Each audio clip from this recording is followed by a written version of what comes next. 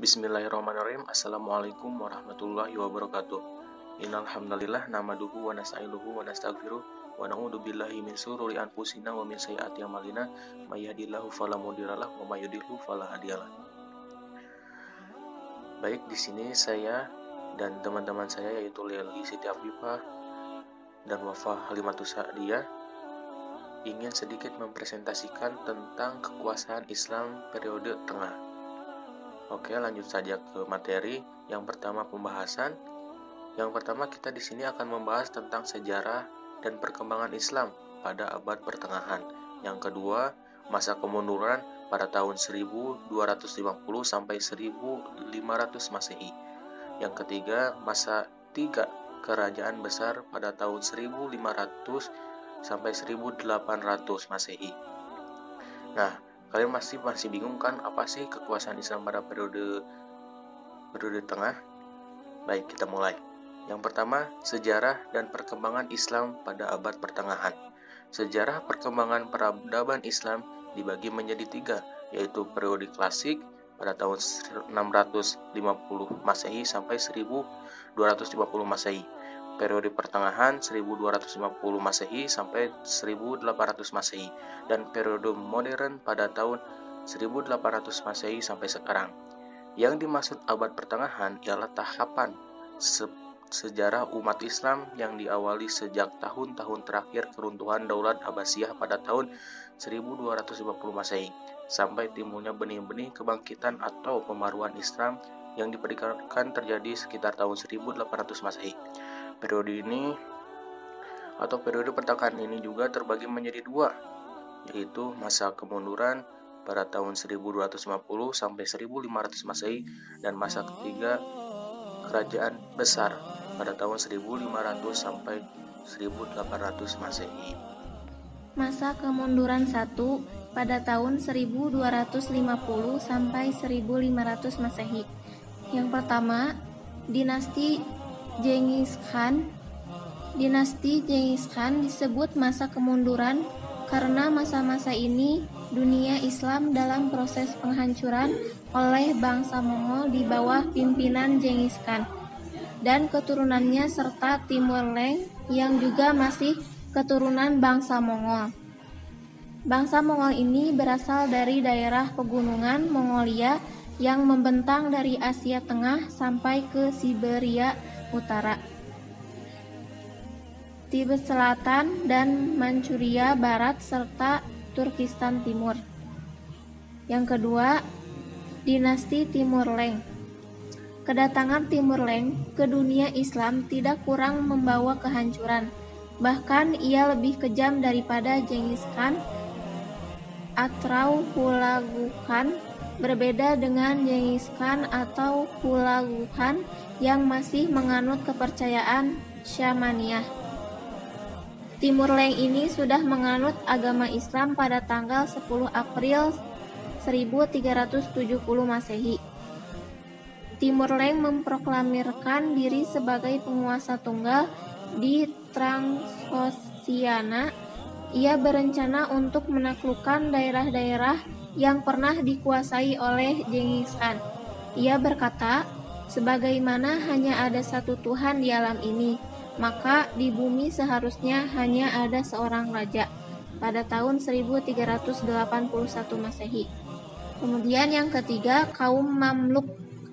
Di Mesir satu-satunya penguasa Islam yang dapat memukul mundur tentara Mongolia, Hulagu Khan, ialah tentara Mamalik yang saat itu sedang berkuasa di Mesir di bawah pimpinan Sultan Baybars pada tahun 1260 sampai 1277.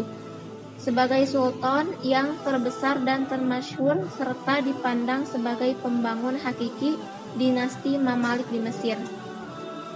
Dinasti Mamalik berkuasa sejak tahun 1250 Masehi, menggantikan dinasti Al-Ayyubi dan berakhir tahun 1517 Masehi.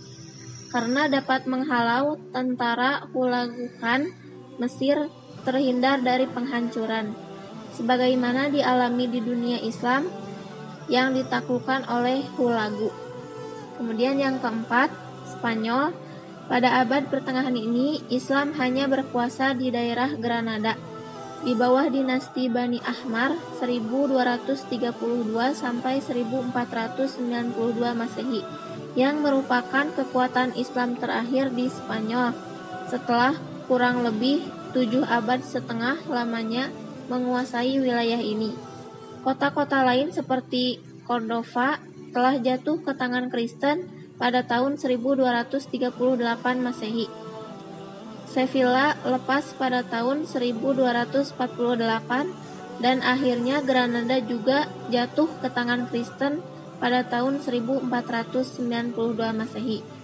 Hal ini disebabkan karena terjadinya perpecahan di antara umat Islam, terutama orang-orang istana dalam memperebutkan kekuasaan. Masa 3 kerajaan besar pada tahun 1500 sampai 1800 Masehi, yaitu yang pertama Kerajaan Turki Utsmani, yang kedua Turki pasca Sulaiman Al-Kanuni, dan yang terakhir Kerajaan Safawi. Kerajaan Turki Utsmani setelah Khilafah Abbasiyah di Baghdad runtuh akibat serangan tentara Mongol. Kekuatan politik Islam mengalami kemunduran secara drastis. Wilayah kekuasaannya tercabik-cabik dalam beberapa kerajaan kecil yang satu sama lain saling memerangi. Beberapa peninggalan budaya dan peradaban Islam banyak yang hancur akibat serangan bangsa Mongol. Kemudian, kemajuan dan perkembangan wilayah kerajaan Utsmani, yaitu yang pertama bidang kemiliteran dan pemerintahan, yang kedua bidang ilmu pengetahuan dan budaya, dan yang ketiga bidang keagamaan. Kemajuan-kemajuan yang diperoleh kerajaan Turki Utsmani tersebut tidak terlepas daripada kelebihan-kelebihan yang dimilikinya, yaitu pertama, mereka adalah bangsa yang penuh semangat, berjiwa besar dan giat. Yang kedua, mereka memiliki kekuatan militer yang besar. Yang ketiga, mereka menghuni tempat yang sangat strategis, yaitu Konstantinopel yang berada pada titik temu antara Asia dan Eropa, atau Al-Nadwi pada tahun 1987. Kemudian yang kedua yaitu kerajaan Turki pasca Sulaiman Al-Kanuni. Masa pemerintahan Sulaiman I pada tahun 1520 sampai 1566 Masehi merupakan puncak kejayaan daripada kejayaan Turki Utsmani. Beliau terkenal dengan sebutan Sulaiman Agung atau Sulaiman Al-Kanuni. Ada faktor-faktor yang menyebabkan kerajaan Utsmani mengalami kemunduran, yaitu yang pertama, wilayah kekuasaan yang sangat luas, perluas wilayah yang begitu cepat yang terjadi pada kerajaan Utsmani, yang menyebabkan pemerintahan merasa kesulitan dalam melakukan administrasi pemerintahan, terutama pasca pemerintahan Sultan Sulaiman.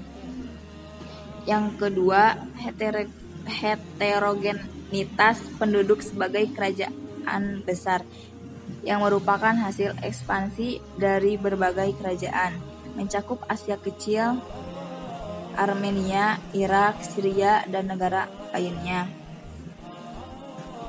Maka di kerajaan Turki terjadi heterogenitas penduduk. Yang ketiga, kelemahan para penguasa setelah Sultan Sulaiman wafat, maka terjadilah pergantian penguasa. Yang ketiga yaitu kerajaan Safawi. Kerajaan Safawi di Persia Cikal bakal. Kerajaan ini sebenarnya berasal dari perkumpulan pengajian tasawuf Tarekat Safawiyah dan berpusat di kota Ardabil, Azerbaijan. Nama Safawiyah diambil dari nama pendiriannya, Safi al-Din, seorang keturunan Imam Syiah yang keenam. Musa Al-Kanzim. Kerajaan ini dapat dianggap sebagai peletak pertama dasar terbentuknya negara Iran dewasa ini. Gerakan tarekat ini lama-kelamaan berubah menjadi gerakan politik. Kemudian kerajaan Mughal di India. Kerajaan Mughal letaknya di India dan Delhi sebagai ibu kotanya.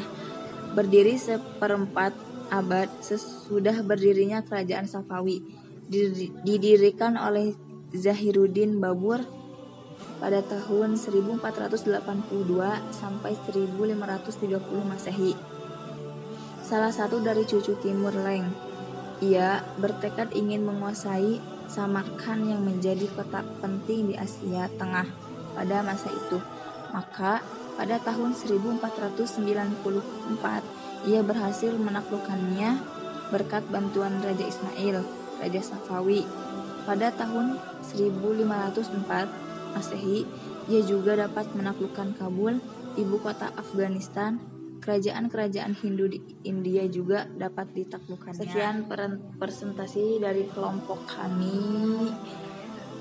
Bila ada kesalahan mohon dimaafkan. Wabillahi taufiq wal hidayah. Wassalamualaikum warahmatullahi wabarakatuh.